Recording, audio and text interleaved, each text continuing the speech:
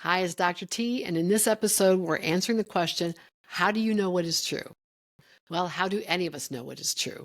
We, as human beings, spend our entire lives taking in and processing information, watching what's going on in the world, and then we form our beliefs about the world or what is true based on what we see, what we observe. I used to tell my students in my introductory sociology classes all the time that we are all armchair sociologists because sociologists study absolutely everything because humans are involved with absolutely everything that is in our world.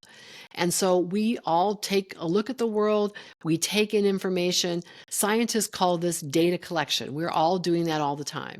And then we draw conclusions about the world and how things work. Scientists call this theorizing. So we come up with ideas that we think explain why things happen the way they do, why people behave the way they do. That's part of being a normal human. Sometimes the conclusions that we come to, the theories we come up with, are absolutely right. I used to tell my intro students that some of the things we'd be learning, they might think to themselves, I already knew that. Why am I in this class? They might seem really obvious to them because they jive with their own experience. They are similar to the observations that they've already made and the conclusions they've already come to. But sometimes the beliefs that we hold about how the world works or how people are in general are dead wrong. And that means that our experience or our perspective doesn't happen to coincide with what most people experience. We are somehow different from them in some way.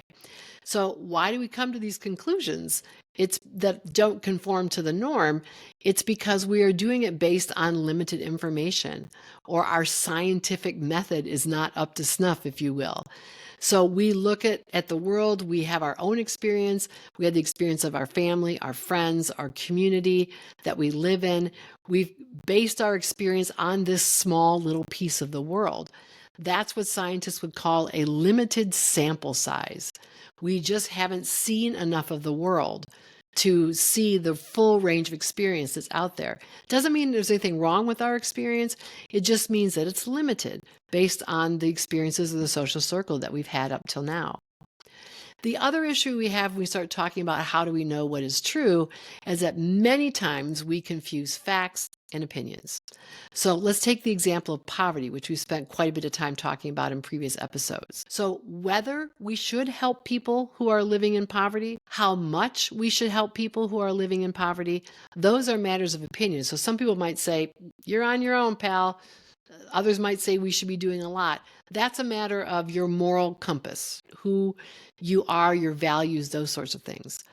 And everybody's entitled to that, right? Everybody's entitled to their own opinion. But what you're not entitled to is your own facts. So why people are poor and whether spending money on programs that help them is actually effective, actually does help them, those are not matters of opinion. We can actually gather information or data and distinguish beliefs from facts. So one of the myths that people hold about those who live in poverty is that they are lazy. They would not be poor if they would just work. The reality, the truth is that many people who are poor are working multiple jobs to try to get ahead, to try to get enough money to live, to keep body and soul together. The main reason that they are still poor is that we don't have a lot of jobs that pay livable wages. There are many jobs that do not. And so giving them assistance, whether that's housing assistance, food assistance, or direct income, actually works. We have seen in times where our policy is more generous. Certainly COVID was one of the more recent examples where we spent more on food assistance and housing assistance and then unemployment to pay people because they couldn't work. We had shut down the economy. The poverty level actually dropped because poverty is simply not having enough money. So if we are able to give people some assistance, it actually pulls them out of poverty. So how do we separate facts from opinion? It is much harder to do today, mostly because of the internet, because anybody can get a website and throw some stuff up there. Now, historically, we have trusted certain classes of people trained in particular ways to provide us with accurate information, or what we call the truth. So scientists, using that scientific method we talked about being systematic in collecting your data, not just relying on what you happen to know around you, but figuring out, how do I collect the most, we call it representative data, of the group that I'm interested in knowing more about, and then coming to conclusions based on that. Professors, scholars, they have done the work for millennia of trying to hand down truth and information and preserve it for the next generation so that they can be educated appropriately. Librarians, they are all about finding good information. So if you ever really want to know what the truth is, go to a librarian. That person will definitely be able to help you separate fact from fiction. And then journalists. People who've been trained in conventional journalism are trained to have multiple sources, to check their facts, to give everyone a chance to answer before they publish whatever story they've been writing. So these people have been trained in ways to use these multiple sources, to go to the most accurate sources of information, to be skeptical about what they find, to say, okay, one person told me this, two people told me.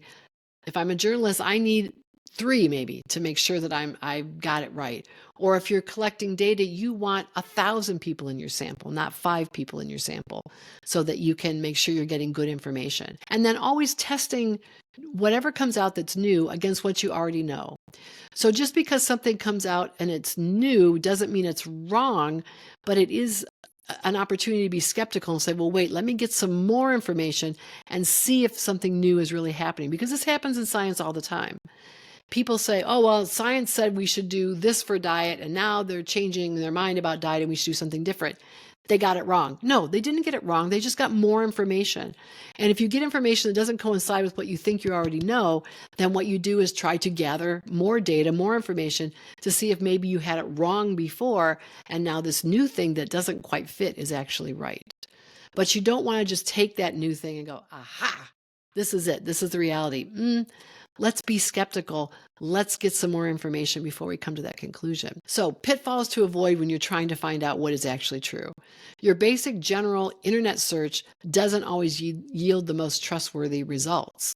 So you want to make sure that whatever is coming up in your search is coming from a reputable source. So academic sources, sources that come from universities, medical associations. If you're looking for medical research, you want to look for someone who is invested in these ideas of science and careful investigation. So or good journalism, right? You want to be aware of cable news hosts who pretend to be journalists and can't give you information to back up what they're saying. For example, there's been a lot of talk about fraud in the 2020 election. Every time people have been asked to show evidence of that, they have not been able to. More than 60 lawsuits, no evidence. Every time members of Congress ask for it, no evidence. So can they back it up? Do they have the receipts? You also need to be aware of what we call confirmation bias. It's very easy when you're searching for information. You already have kind of an idea about something, or you're concerned about something, or want to know more about it for a particular reason. And so it's very easy for you to grab onto the information that already confirms what you think you know and avoid the information that challenges what you know, because we don't like to be challenged. We like to think we already know things and we're already right. But those things that challenge you is where you get a chance to do some critical thinking. Okay, again, where did this information come from? Who gathered it? Did they have a reason for doing it? So this is where you need a little bit of that skepticism that scientists use. Not just where did the information come from, but why did this person create this information? Do they have a personal or a political reason for spouting this point of view or putting this information out into the ecosystem? And then if you're going to go to a source that's not your conventional academic or educational institution or scientific authority of some sort, what do those sources say about that information? Do all of the reputable sources contradict this new information? Doesn't mean it's necessarily wrong, right? It could be that we're on the wave of learning something new. But be very, very skeptical if reputable sources are actually saying something very different from what this new source is saying. So those are things to think about as you're trying to figure out what's true in this new online landscape. And good luck.